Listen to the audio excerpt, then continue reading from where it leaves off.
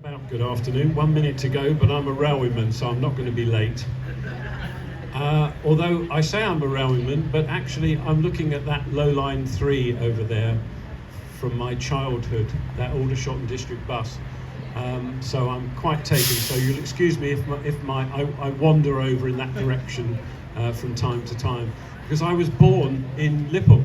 I'm a Lamport lad. I'm involved now with something called Railway 200, which I'll come to in a moment, but I am absolutely delighted to be here.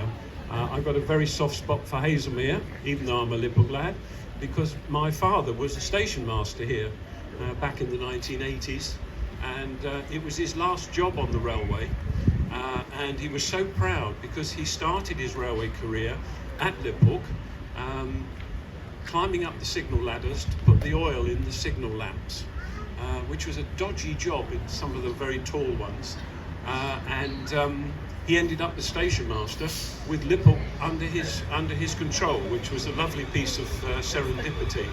So this is my neck of the woods. I now live much further away, but I'm absolutely delighted here to be here today because I'm also, as part of my career, I was in what we used to call the permanent way department, the civil engineers department.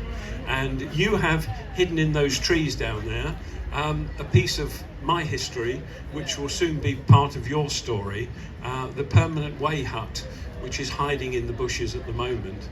And I've talked to my friends at the Permanent Way Institute who are going to help you to tell the story of the people that used to maintain the railway tracks back in the day, right the way through from the end of the Second World War through, and it'll be told through the Permanent Way hut here.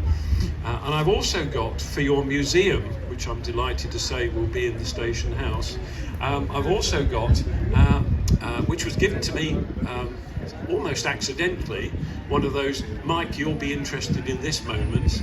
I have got a panoramic view of Haslemere station platform taken on a day in September 1963.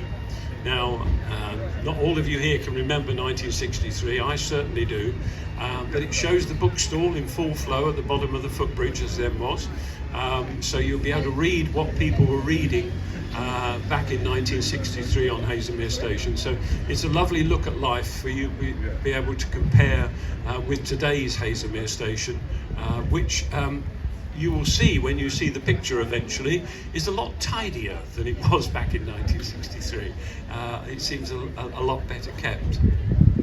But as I say, my role in life is to promote Railway 200, and that's what you're here for today, which I'm absolutely delighted about.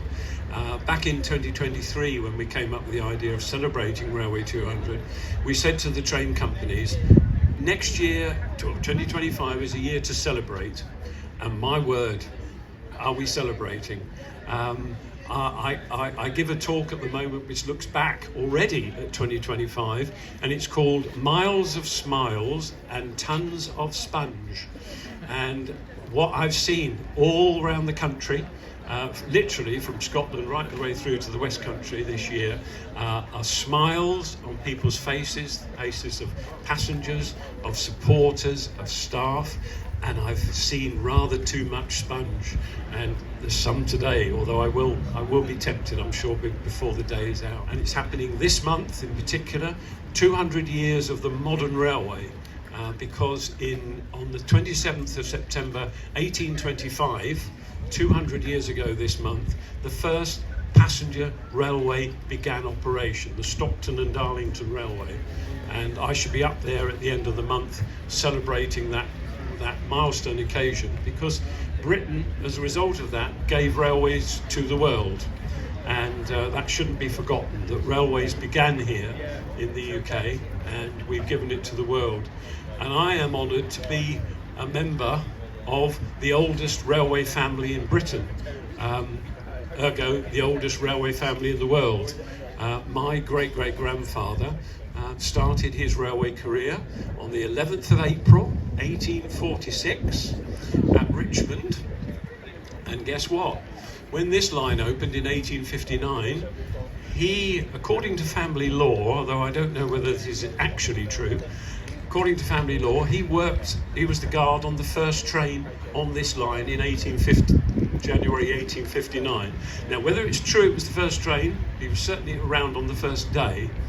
And as a piece of serendipity, my son Andrew, who is 28 years of age, is now a guard on this line, based at Waterloo, just as his great-great-grandfather was. So the family has come all the way around. We're now back 179 years as the oldest railway family, and all connected to this line, the Portsmouth Direct Line. So I couldn't be happier to be here today. So in conclusion, I just want to thank everyone for coming.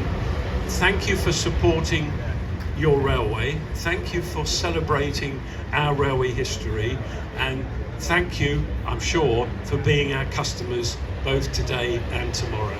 Thank you very much.